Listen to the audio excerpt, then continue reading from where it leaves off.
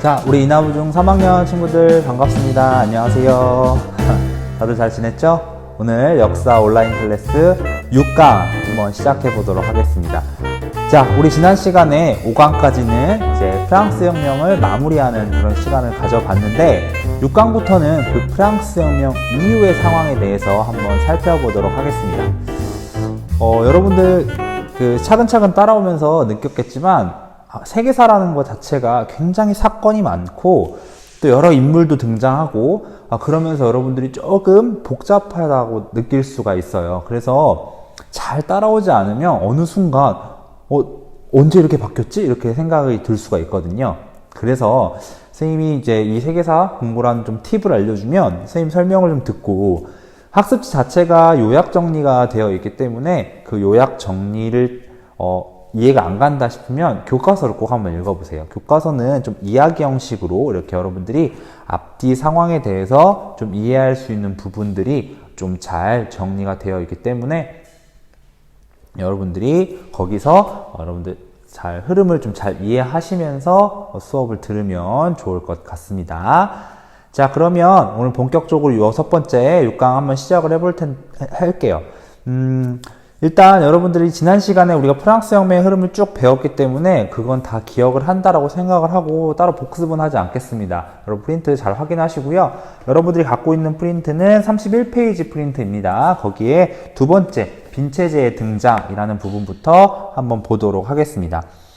여기 선생님 큰 제목으로는 유럽으로 확산된 자유주의와 민족주의라 그래서 혹시 여러분들 기억하시는지 모르겠는데 프랑스 혁명 마지막 부분에 프랑스 혁명의 영향에서 우리가 뭐가 확대됐다고 했죠?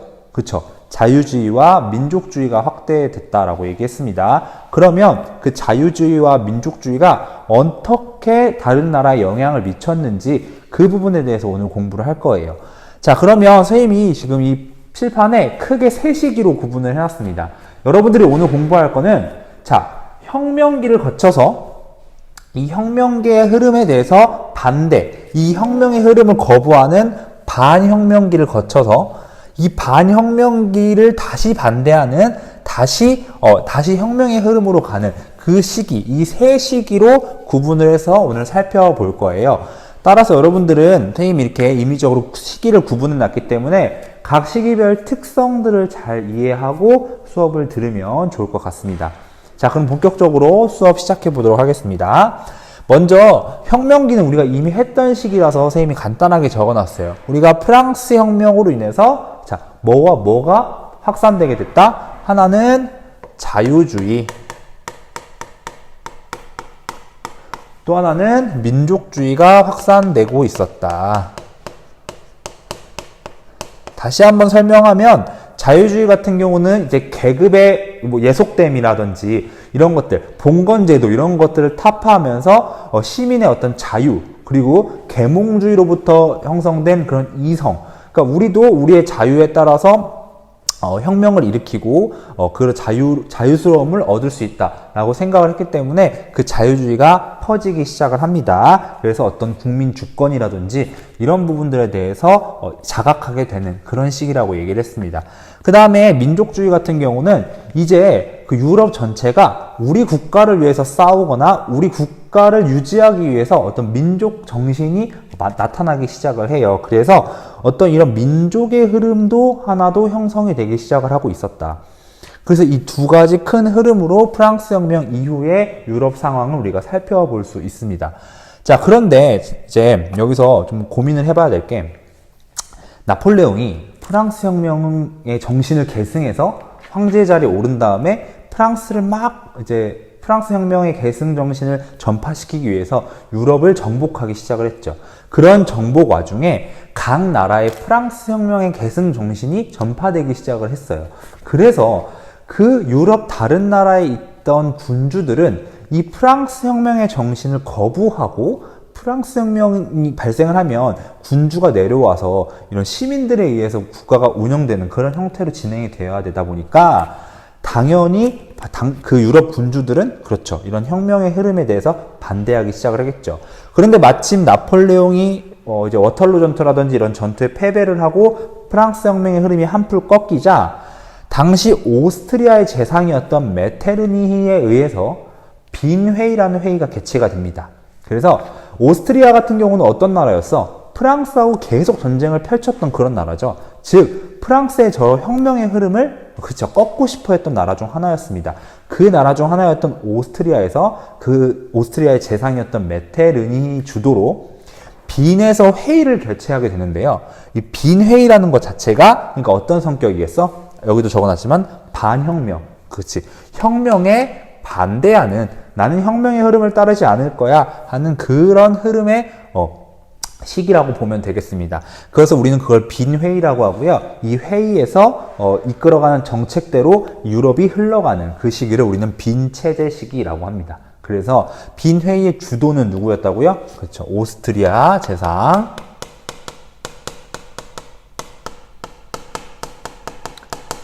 메테르니히에 의해서 주도되었다라고 보시면 되겠습니다.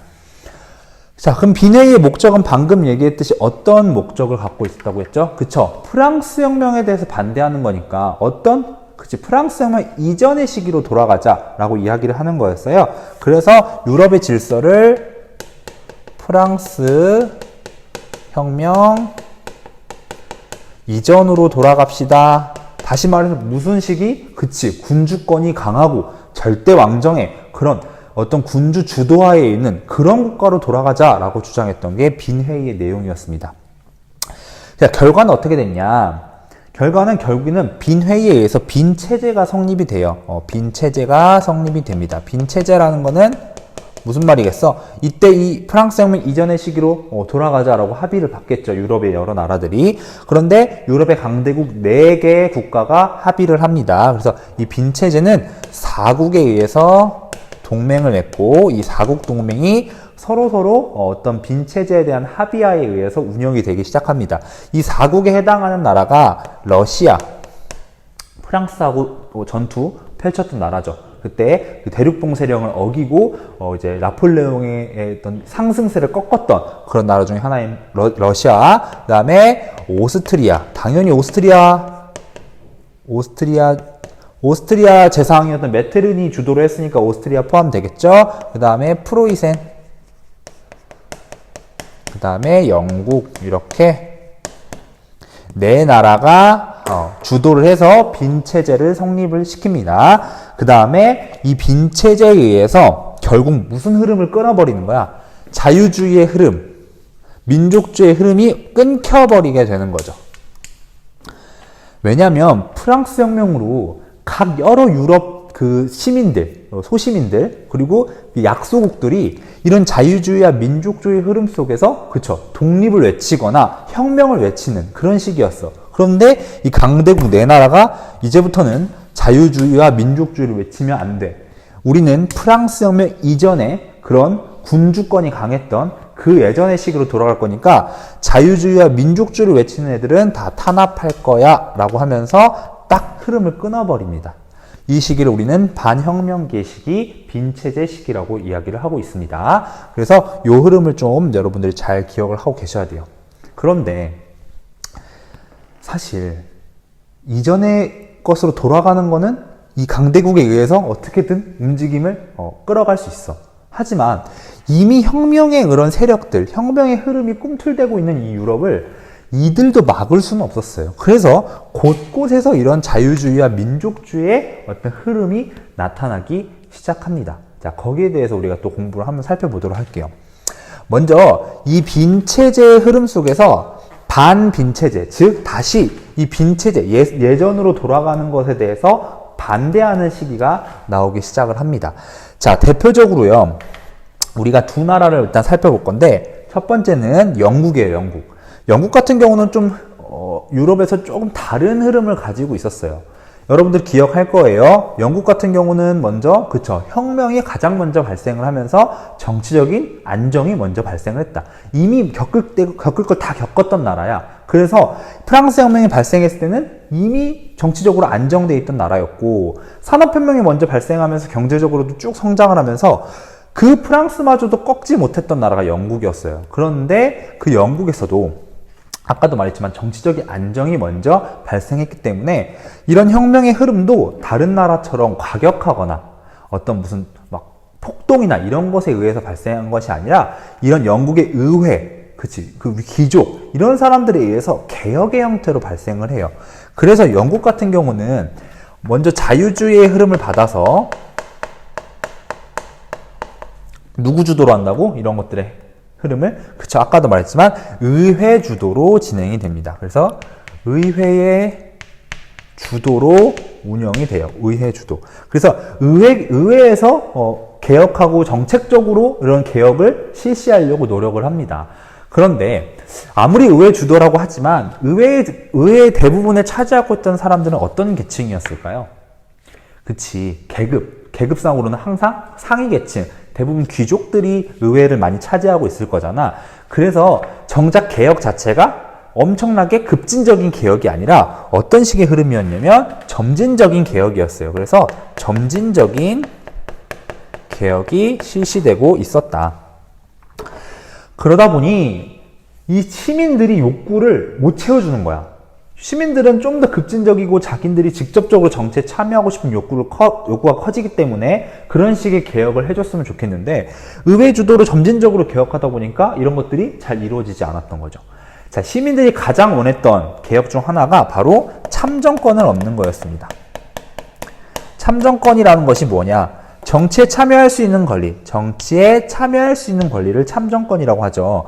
이게 왜 중요하냐면 모든 것들을 바꾸고 모든 것들을 개혁하기 위해서는 정치가 관여할 수밖에 없어요. 의회 주도를 할 수밖에 없다고. 내가 의회에 나가서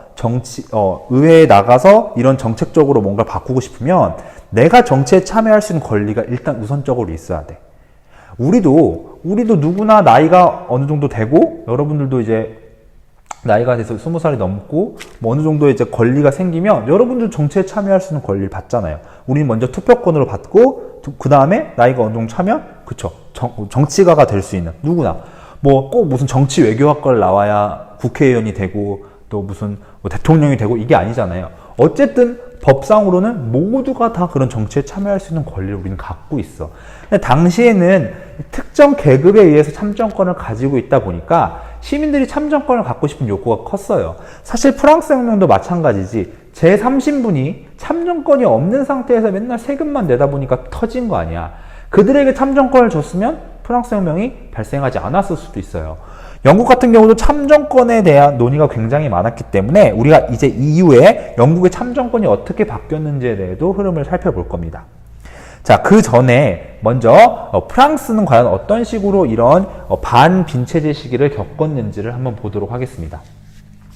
프랑스 같은 경우는 이미 나폴레옹의 어떤 그 재정이 꺾였잖아요. 나폴레옹이 전투에 지면서. 그러면서 다시 뭘로 회귀하냐면요. 프랑스 혁명 이전이 무슨 시기였어? 프랑스는. 그쵸? 재정, 황제. 루이 16세 봤죠? 루이 16세 시기에서부터 우리가 쭉 겪어왔잖아요. 그래서 프랑스는 프랑스 혁명이 끝나고 나폴레옹을 죽고 나서 프랑스는 다시 루이 18세가 통치를 하게 되었습니다. 루이 18세는 이런 생각을 했대요. 봐라. 니들이 그렇게 혁명을 외쳤더니 결국 봐라. 다시 돌아가지 않았냐. 내 말이 맞아. 여기 황제의 말이 맞다. 황제의 권한이 세야지. 라고 생각만 하고 있었어. 이것을 실천하지 못했어. 왜? 루이 18세가 딱 나와가지고 나는 이제 황제다. 너희들 내 말 잘 들어. 라고 하면 혁명기를 다 겪었던 이 시민들이 콧방귀나 낄까?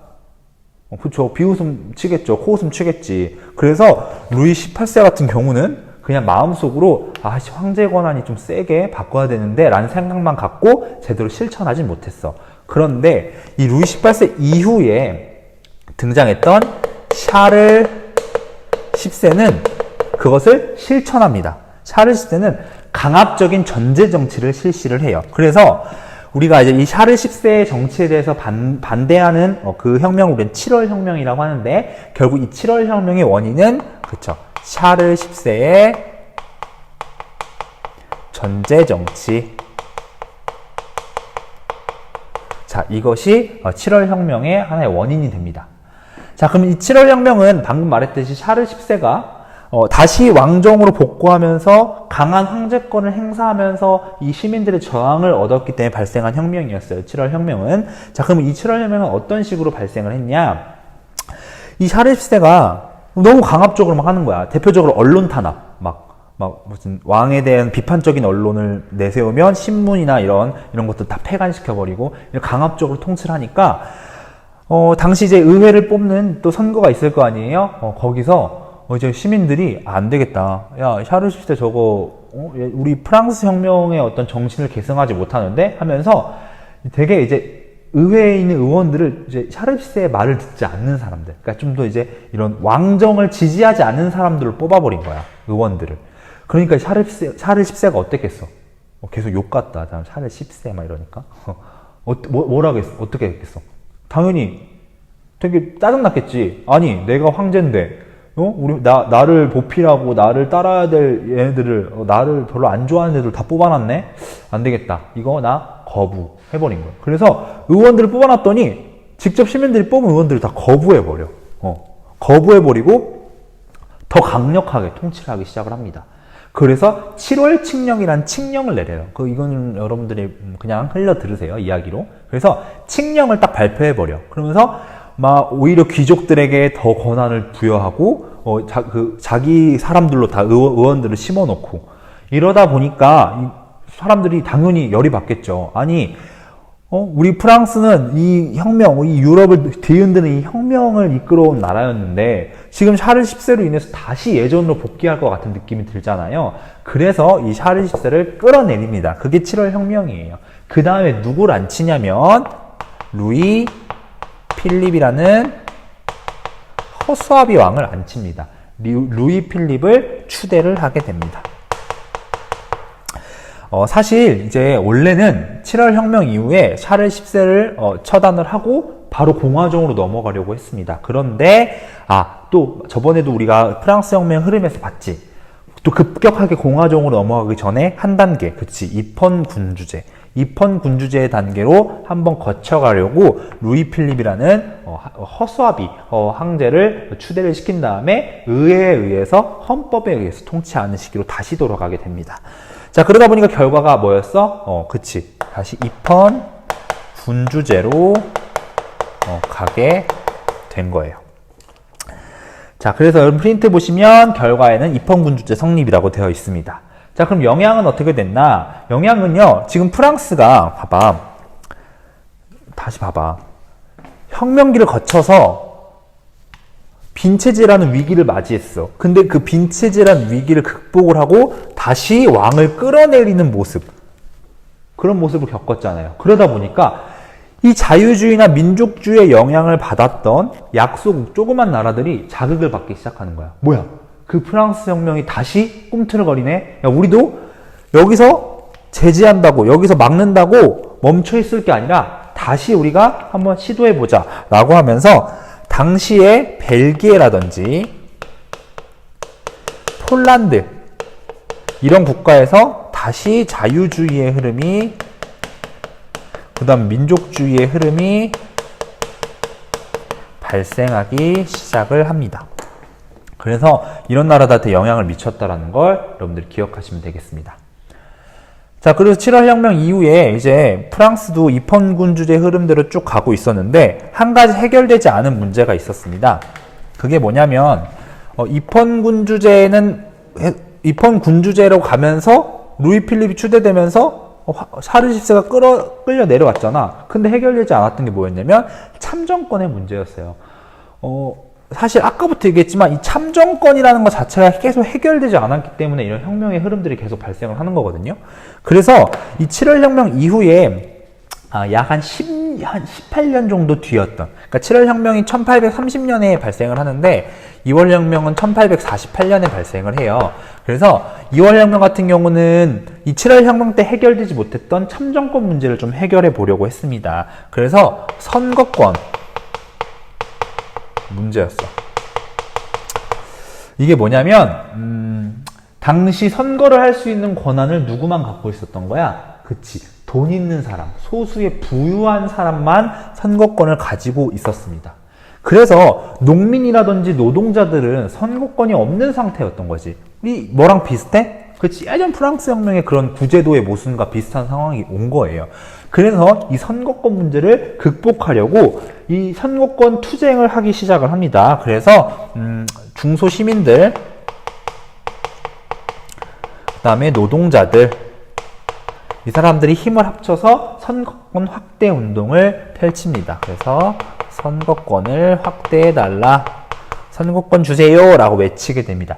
자, 결과적으로는 어떻게 됐냐, 이런 선거권이 막 달라고 하는 이런 와중에 결국엔 공화정이 만들어집니다. 즉 이런 흐름 속에서 이제 입헌군주, 그러니까 왕 자체를 이제는 없애버리고 이런 선거권도 확대시키면서 우리가 이제 대표를 뽑자라고 하면서, 우리 대표 뽑아서 그 대표 세우는 게 무슨 형태였죠? 그렇죠. 이제는 다 알 거야. 공화정의 형태로 가게 됩니다. 근데 이때 이제 공화정에 올랐던 사람이 루이 나폴레옹이라는 사람이에요. 나폴레옹 어디서만 들어봤지? 그치. 우리 이전에 나폴레옹 배웠잖아요. 이 나폴레옹의 조카입니다. 조카. 그래서 이 나폴레옹이 공화정에 오르게 됩니다. 이때 이 공화정, 통령에 오르게 돼요. 그러니까 대표가 돼. 이때 공화정 우리는 제2공화정이라고 해요.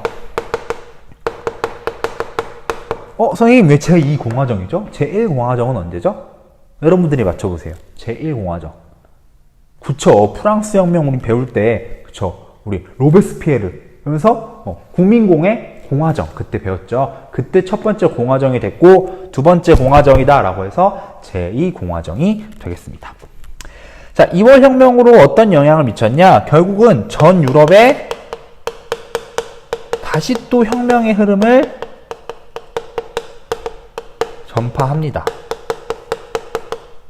그래서 혁명의 흐름이 전 유럽에 다시 전파되는 그런 계기가 됩니다. 한풀 꺾였던 혁명의 흐름이 다시 한번 이 반빈체제 시기로 인해서 혁명의 흐름이 쭉 올라가는 그런 모습들이 나타나기 시작을 해요. 그래서 영향은 결국은 뭐가 붕괴된다? 제일 중요한 게 이 반빈체제 시기 속에서 이런 혁명 와중에 결국은 빈체제가 붕괴가 된다 라는 거 굉장히 중요합니다. 그래서 여러분들은 흐름을 잘 봐야 돼. 우리가 그동안 배웠던 혁명의 시기 속에서 유럽의 다른 여러 나라의 군주들은 이 혁명의 시기를 거부하고 빈체제라는 시기로 갑니다. 그래서 이 빈체제는 프랑스 혁명 이전의 시기로 돌아가자라고 주장했던 시기고, 이 시기를 다시 거부하면서 자유주의와 민족주의 흐름이 다시 가게 된다. 이 자유주의와 민족주의의 흐름이 다시 이어지게 되는데, 다시 이어지는 상황이 반빈체제 시기라고 해서 영국과 프랑스 대표적으로 이 두 나라에서 이런 흐름들이 보이고, 영국 같은 경우는 이제 참정권 문제를 해결해야 된다라는 게 1순위 문제였고, 프랑스 같은 경우는 다시 왕정으로 복귀하면서 루이 18세와 샤를 10세를 거쳐서 이 두 혁명이 발생을 하는데, 이 7월 혁명과 2월 혁명이 대표적인 혁명이다. 그래서 원인, 경과, 결과, 영향까지 한번 살펴봤습니다.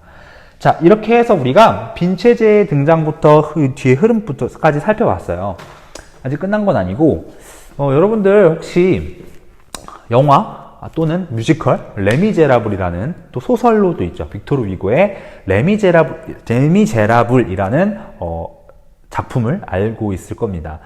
흔히 그냥 레미제라블 하면 프랑스 혁명 시기의 작품이다 라고만 기억을 하고 있는데요. 사실 정확한 시기가 어디부터냐면요, 이 빈체제로 들어가는 시기부터 7월 혁명까지의 시기를 나타내고 있는 작품입니다. 그래서 레미제라블 하면 여러분들 혹시 영화로, 뮤지컬 영화로 본 친구들도 있을 것 같고, 또는 뭐 부모님이랑 아니면 또 뭐 가족들, 친척들이랑 또 뮤지컬이라는 공연장에 가서 본 친구들도 있을 것 같고, 선생님 저는 그냥 이야기만 들어봤어요 하는 친구들도 있을 거예요. 그래서 선생님이요 잠깐 준비했습니다. 자, 레미제라블의 한 장면을 우리가 영상으로 한번 살펴보고 곧바로 이어서 뭘 살펴볼 거냐, 이제 영국의 참정권의 흐름 있죠. 요 흐름 하나 남았잖아. 이제 요 흐름만 살펴보고 오늘 수업 마무리하도록 하겠습니다. 자, 영상 한번 보고 오도록 하겠습니다. 내일로 또 다른 날 또 다른 운명이, 이 길은 끝이 없는 가시밭. 날 잡으려는 추적자는 포기라곤 모른다. 내일로 너를 만나 바뀐 인생 너 없이 어찌 살아갈까. 내일로 내일 우린 다른 길로 우리 만남 시작했는데 하루 가도 나 홀로 다시 못 봐 멋져나. 하루 가도 그는 멀리 우리 함께 하루면 나야 어찌 되어도 운명 함께 하루리. 그는 상관없는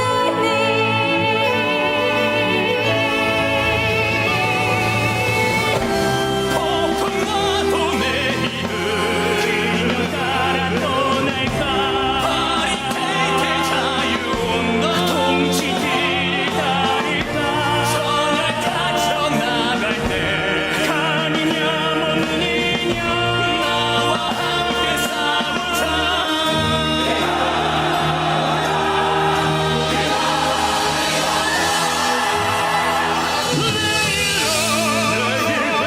반란의 날 삭을 미리 자르자. 학생놈들의 송이들 뒤로 물들리라. 다들 줄라 목닥주가 준다면 우린 좋지. 여기서 슬쩍 저기서 왕창 기왕 죽을 목숨 크게 싸보자.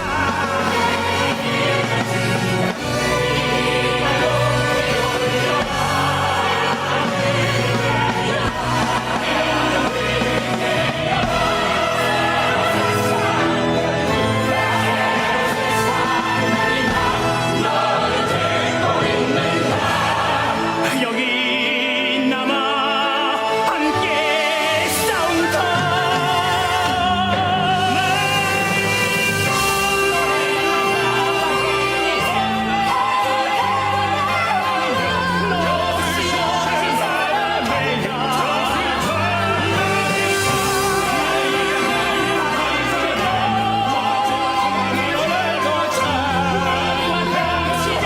내일은 멀리 떠나니 내 인성이 세울 날. 내일 오면 시의 뜻한 말은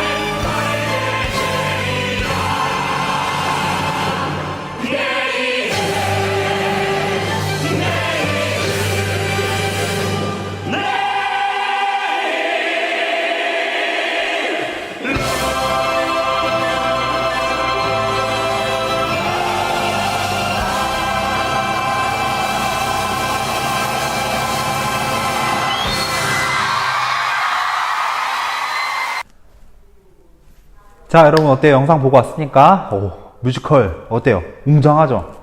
여러분들 선생님 뮤지컬 참 좋아하는데 여러분들도 이제 문화생활 또 이렇게 하는 시기가 또 오겠죠. 여러분들 또 대학도 가고 이렇게 여자친구도 사귀고 그러면 꼭 레미제라블은 꼭 한번 풀로 한번 봤으면 좋겠습니다. 물론 코로나가 빨리 끝나서 여러분들이 영화도 보고 뮤지컬도 보고 이런 시기가 좀 빨리 왔으면 좋겠네요. 자, 우리 영상도 봤으니까 이제 두 번째 짧게 또 빨리 하고 마무리하도록 하겠습니다. 자, 두 번째 살펴볼 거는 이제 영국이에요, 영국. 자, 영국 같은 경우는 아까도 얘기했지만 자유주의의 흐름을 어떤 식으로 풀어냈다고? 그치. 의회 주도로 풀어냈다 그랬어요, 의회. 왜냐면 영국 같은 경우는 정치적으로도 이미 안정되어 있는 상태, 경제적으로는 성장하고 있는 상태. 즉, 큰 소요, 큰 그 요동치는 게 별로 없는 상태였기 때문에 의회 주도로 어떤 혁명이 아닌 개혁으로 시기를 이제 자유주의를 극복을 합니다. 그런데 문제는 그 의회 주도도 그 의회는 누가 차지하고 있다라는 거야. 그치. 그 귀족들, 영국의 어떤 상위층들이 의회를 장악하고 있기 때문에 실질적으로 영국의 개혁에서 진짜 필요한 참정권 문제에 대해서 논의가 잘 이루어지지 않았다라는 거죠. 자, 그래서 결국 이 참정권 가지고 문제가 발생을 하기 시작을 합니다. 정치에 참여할 수 있는 권리, 다시 말하면 이건, 그쵸, 선거권과 관련된 이야기입니다. 내가 한 표를 행사할 수 있는 그런 권리를 말하는 거죠. 세금을 내는데 나는 나는 내가 정치인을 뽑을 권리가 없으면 결국 나는 실질적으로 정치에 참여할 수 없는 거거든요. 돈은 돈대로 내는데 나의 표를 권리할 행사가 하나도 없는 거잖아. 그래서 이 문제를 해결하고자 영국에서 많은 논의가 발생을 합니다. 자, 그래서 영국이 여러 논의 끝에 선거법 개정을 하는데요.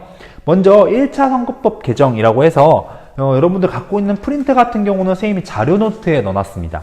자료 노트에 보면은 영국의 선거법 개정이라 그래서 1차적으로 먼저 첫 번째 선거법 개정을 해요. 어떤 선거법 개정 내용이 있냐면 거기서 중요한 게 일단 1차에는 꼭 별표를 쳐주세요. 1차.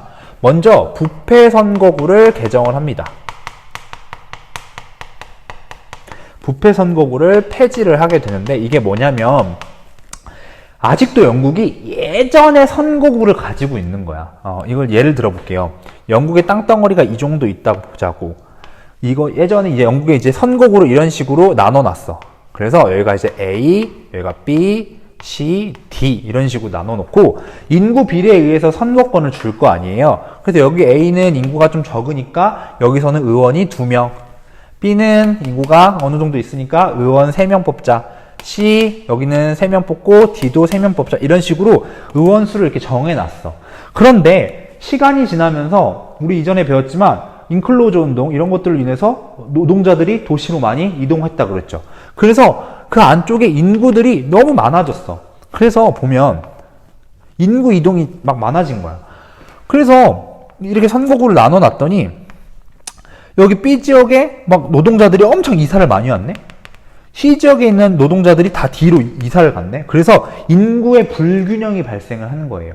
그래서 C 같은 경우는 뭐 인구가 만약에 뭐 50명이 있어. 근데 D 같은 경우는 인구가 100명이야. B 같은 경우는 인구가 만약에 300명이야. 근데 지금 이전에는 지금 B, C, D가 다 몇 명씩 뽑는 거였어요, 의원을. 3명씩 뽑는 거였잖아. 그땐 인구들이 비슷했으니까 3명씩 뽑는데 지금은 인구 구조가 50명, 100명, 300명 이렇게 바뀌었는데도 그대로 여긴 3명 뽑고 여기도 3명 뽑고 여기도 3명이 뽑는 거야. 그러면 50명에서 3명을 뽑아가는 거랑 100명에서 3명 뽑아가는 거랑 300명에서 3명 뽑아가는 거랑 이거 너무 다른 차원인 거잖아. 그래서 이러한 것들을 우리는 부패 선거구, 그치? 부패 선거구래요. 선거구가 제대로 이루어지지 않았다라는 거예요. 이것을 개정하자라고 이야기를 합니다. 그래서 자, 부패 선거구를 폐지하는 그런 모습들이 보이게 되고요. 그 다음에 거기 또 한번 볼까요? 거기 보면 그치 참정권을 부여를 이제 귀족들이 아니라 여러 사람들한테도 참정권을 주기 시작하는데 앞에 단서가 달려. 참정권이 누구한테 가? 첫 번째로는 그쵸 산업자본가. 산업자본가. 자본가. 돈이 있는 사람. 두 번째는 중간 시민층. 자, 이 사람들 다 특징이 뭘까? 그쵸 머니. 돈 있어, 돈 있는 사람들에 간 거야. 우리 예전에 프랑스처럼 비슷한 거야. 제한된 참정권 기억나죠? 돈 있는 사람들한테만 참정권이 간 거야. 첫 번째 개정한 거는. 그러니까 돈 없는 나도 세금을 꼬박꼬박 내는 돈 없어도 주머니에서 꾸역꾸역 세금 내는 나도 선거권 달라라고 했던 게 차티스트 운동이라는 영국의 선거법 개정 운동입니다. 그래서 거기 프린트 위에 보면 차티스트 운동 배경 보면 노동자들의 선거권 차별이라고 되어 있죠.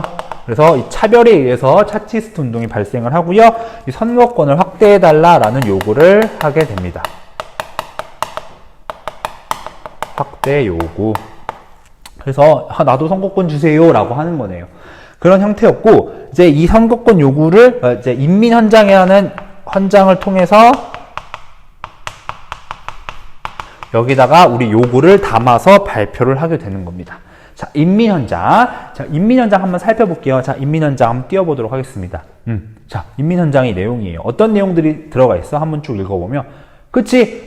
나한테 선거권 달라. 보통선거, 비밀선거, 다, 받아 들어줘라. 그리고 부패선거구. 우리 1차, 선거법 개정 때 나왔던 이 부패선거구 폐지했던 거, 요거 다시 잘, 제대로 하고, 그 다음에 비밀선거, 보통선거를 해달라는 게 핵심 내용입니다. 그래서 인민헌장의 핵심 내용은 뭐라고요? 비밀선거, 보통선거. 이거 뭐야? 이거 지금 기본 선거 원칙 아니니? 우리 여러분들 이제 투표 나중에 이제 고등학생 고3 되면 투표권 얻잖아요? 투표권 얻으면 여러분들 투표장 갔어. 그럼 어떻게 투표해? 나 3번 뽑았다 이렇게 외쳐? 아니잖아. 내가 뽑을 사람한테 도장 찍고 고의 접어서 남들 안 보고 있는 투표함으로 딱 집어넣죠. 그렇게 된다고. 그리고 우리는 일정 나이 이상이면 누구나 선거권 가질 수 있죠. 여러분들이 무슨 25살 됐는데 뭐 군대를 안 갔다고 너는 군대 안 갔으니까 투표에 권한이 없어 이렇게 하진 않잖아요. 누구나 나이가 일정 이상이 되면 다 투표할 수 있고 100살이 되든 200살이 되든 내가 살아만 있으면 그쵸 투표할 수 있는 거야. 그게 바로 보통선거라고. 비밀선거와 보통선거를 인정해줘라 라고 했던 게 인민헌장에 담겨 있습니다. 자, 차티스트 운동으로 이렇게 이어지면서 다 받아들여지진 않았지만 이 차티스트 운동이 영국의 선거권 개정에 영향을 줬다라는 걸 좀 잘 기억을 하고 계시면 되겠습니다. 자, 그리고 나서 차티스트 운동 이후에 이 영향을 받아서 2차 선거법을 개정을 해요. 자, 여러분들 밑에 자료 노트 보시면 2차 선거권에는 누구? 도시의 소시민과 노동자, 도시의 소시민들 플러스 노동자들에게 선거권이 가게 됩니다. 이전에는 산업 자본가라든지 중간 시민층이라든지 이 사람들 돈 있는 사람들한테만 그쵸 선거권을 줬는데 이런 차티스트 운동 이후에는 노동자들한테도 소시민한테도 가게 됩니다. 그런데 2차 선거법에 누군 빠졌어? 응? 누군 빠졌어? 농민이 없죠. 농민은 이때 안 들어가고요. 이후에 들어가게 돼요. 이 이후까지는 여러분들이 다 알 필요는 없어요. 2차 선거권까지만 정도 알면 되는데 어쨌든 총 몇 번? 5번에 걸쳐서 선거법을 개정을 해서 5차 선거법 개정 때는 거기 보면 보통선거 만 21세 이상이면 누구나 투표할 수 있다라고 지금의 형태로 이어지게 되는 겁니다. 영국은요, 이런 과정 속에서요, 차티스트 운동이라는 어떤 운동도 있었지만 1차, 2차, 3차, 4차 어떤 식으로 했냐면 다 의회에서 논의하고 의회에서 격렬한 토론하고 이런 식으로 하면서 조금씩 수정해 나갑니다. 물론 그 중간중간에 나에게도 선거권을 달라, 나에게도 선거권을 달라라고 요구하는 그런 운동들도 있었지만 큰 격변 없이 하나의 개혁의 형태로 조금씩 개정을 해 나가면서 5차 선거법으로 마무리를 하게 됩니다. 이게 영국의 하나의 특성이에요. 다른 나라 같은 경우는 급격한 혁명, 변화로 인해서 선거권을 얻게 되지만 영국은 이미 다 혁명을 겪고 정치적인 안정과 함께 경제적인 성장으로 의회 주도의 점진적인 개혁이 진행되다 보니까 참정권 문제도 하나하나 차근차근 바뀌어간다라는 게 영국의 특징이라고 보시면 되겠습니다. 자, 이렇게 해서 여러분들 오늘 여러분들과 프랑스 혁명 이후의 상황에 대해서 살펴봤습니다. 이것만 기억하세요. 프랑스 혁명 이후에 그쵸 자유주의와 민족주의 흐름이 쭉 뻗어나고 있었는데 누가 딱 차단해? 그쵸 빈회의에 소속된 네 나라가 딱 차단합니다. 그래서 이 네 나라가 딱 차단을 하고 빈 체제를 쭉 이어가다가 다시 한번 빈 체제를 반대하면서 혁명의 흐름이 다시 나타나게 되는데 프랑스의 7월과 2월 혁명이 있었다라는 것 잘 기억해 두시고 프랑스에서는 그런 혁명의 흐름이었지만 영국 같은 경우는 하나하나 개혁해 나가면서 변화되었다. 그래서 선거법이 개정되는 대표적인 사례를 살펴봤습니다. 자, 여러분 어때요? 좀 복잡하지만 차근차근 따라오면 여러분 다 이해할 수 있을 거라고 쌤은 생각을 합니다. 자, 이렇게 해서 여러분들과 함께 6번째 강의도 한번 마무리하게 되었습니다. 여러분들 선생님이 이 영상 끝나면 복습하라고 이렇게 올려주잖아요. 그 부분은 선생님이 꼭 여러분 복습하는데 활용했으면 좋겠어요. 나중에 시험 문제 낼 때도 그런 부분에서 내기 때문에 그 영상 선생님이 안녕 하면서 딱 끊지 말고 안녕 하면서 뒤에 나오는 영상까지 마무리해서 그 수업을 마무리했으면 좋겠습니다. 자, 그러면 우리는 다음 시간 7강에서 만나도록 하고요. 여러분 6강 수업 듣느라 굉장히 수고 많았습니다. 다음 시간에 뵐게요. 안녕. 마무리하세요. 복습.